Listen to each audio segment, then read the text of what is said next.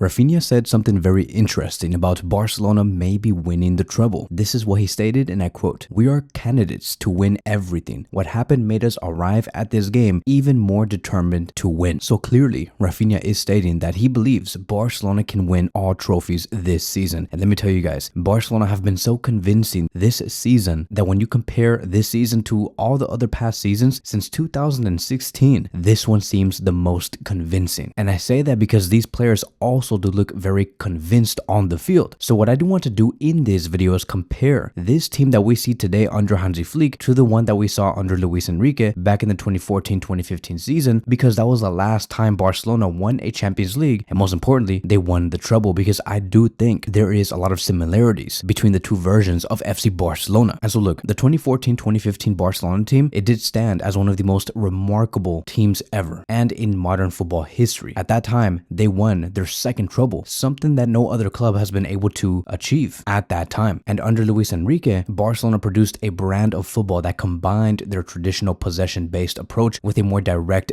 devastating attack. I know that sounds very similar, right? Because when we talk about direct and devastating, it is right now Hansi Flick's Barcelona with Lamine Yamal, Raphinha, Lewandowski, Pedri, Frankie, Gavi, Dani Olmo, and much more. But at that time, it did revolutionize their play and they conquered Europe. And I remember at that time in 2014 when they appointed Luis Enrique in the 2013-2014 season, Barcelona went trophyless. They did not win a single thing. It was like a all-time low for the club, and they had players like Messi, Neymar, Xavi, Iniesta, Jordi Alba, Piqué, all in their primes. But the club needed a fresh approach to their game. So when Luis Enrique came, he's like, I'm not going to be afraid to change Barcelona's style of play, and we are going to be making modifications to the club's DNA. And that is why Barcelona became much more vertical with the ball, especially adding Luis Suarez as the striker. Barcelona became very dangerous. And we saw other things, right? When the initial press did fail, when Barcelona lost the ball, Barcelona employed a high defensive line that was designed to catch attacking players offside. And this was often coordinated through signals coming from Luis Enrique on the sidelines. And one of the most innovative tactical adjustments he had in the season was the defensive approach. When defending near their penalty area, he introduced a strategy where 7 players would form from the defensive structure while the MSN trio preserved their energy for the counterattacking opportunities. So this whole approach represented a significant departure from Barcelona's previous all-out pressing philosophy and proved highly effective through the season. So all in all, it was a tactical revolution under Luis Enrique. Then of course we do have the devastating MSN attacking trio. Messi scored 58 goals across all competitions, Neymar contributed in 42, Suarez added another 25. Even though he missed the early part of the season, it did not matter. They went down as one of the great attacking trios of all time. Let's remember, in the previous year, Neymar came off a decent season under Tata Martino. Luis Suarez was coming off of his prime at Liverpool. Messi did not also have his best season, but all of these players went up a different level once Luis Enrique came in. And there were moments in the game and there were moments in the season where, let's just say, for example, if Messi was not there, Suarez was the one to step up and score the goals. If Suarez was not there and also Messi wasn't there, Neymar was the one to step up and score the goals. If Suarez and Neymar weren't there, Messi was the one to create and score some goals. So even if the MSN were not fully available simultaneously, these players individually were able to carry the team today. And I know, right, it sounds very similar to the team that we see under Hansi Flick. Let's just say, for example, when Lamine Yamal was not there earlier in the season, players like Lewandowski and Raphinha were able to score a lot of goals. When Lewandowski wasn't there and we needed another number 9, Ferran Torres was able to come in, step up, and score goals. Ferran Torres has been doing amazing. Luis Enrique also had the perfect supporting cast. So outside of the MSN, you had a brilliant midfield of Rakitic, Iniesta, and Sergio Busquets. Iniesta was the one to display his trademark close control and vision. Sergio Busquets remained as a indispensable defensive midfielder. Ivan Rakitic brought in the versatility, the work rate, the tactical discipline to the team. So he was contributing a lot on both ends of the pitch, and his ability to play in multiple roles gave Luis Enrique more tactical flexibility. Defensively, the partnership between Gerard Piqué and Javier Mascherano was very balanced due to height and technical ability. With the aggression and tactical intelligence, Mascherano was described as one of the most dependable players in the Barcelona squad, bringing in the strength and the bravery in these tackles. We can say that about FC Barcelona today. We have a great supporting cast. Yes, we talk about Lewandowski, Raphinha, and Lamine Yamal a lot, but how many times have we talked about Pedri? For example, Pedri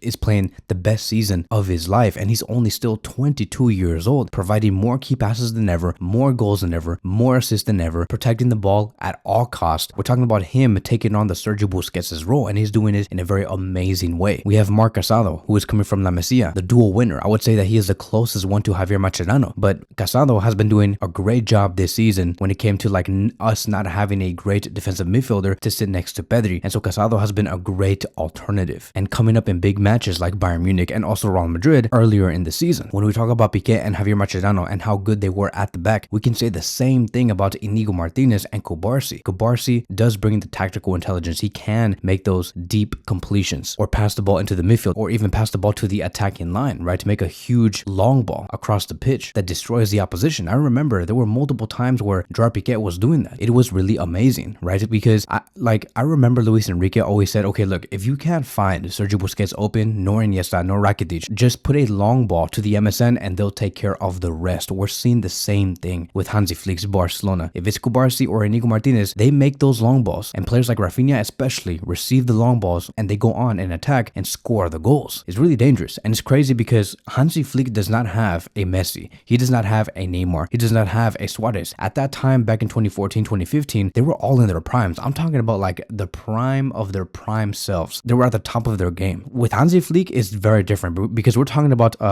disabled Lewandowski. No, I'm just joking. But like an older version of Lewandowski, Lamine Yamal, who's still only 17 years old, and Raphinha, who's not even a true quote-unquote Brazilian player, who does not even know how to dribble, but he still manages to get the best out of these players and score goals and provide a lot of assists. Barcelona have showcased time and time again in the Champions League why they have been able to out-goal you, right? They have that type of mentality where it's like, okay, if you can score 3 against us, we're going to score 5 back. It's just simple as that. Benfica, those matches were like the ultimate accumulation to that. Barcelona know how to do that, and they do it very well. Their mentality is very strong, very similar to the Luis Enrique version, and that is ultimately what's going to lead towards this Barcelona winning more titles down the road, and to never back down. Never think that just because they scored a goal against you very early in the first 10 or 15 minutes that it's over and that you can't score anymore, and you have to be more conservative and you have to play back. No, this team under Hansi Flick can come back, and like I've said, we have seen that multiple times under Luis Enrique. There has been so many times where Neymar, Suarez, and Messi attacked it back when they went down by 1 goal or 2 goals. So there's a lot of comparisons between the two versions. I just think that tactically and technically, the 2014-2015 team is better. I'm sorry, I know that sounds crazy, but the 2014-2015 team under Luis Enrique, it is better, and you can't just say like no, because bro, that team had Messi and Neymar and Suarez. Okay, like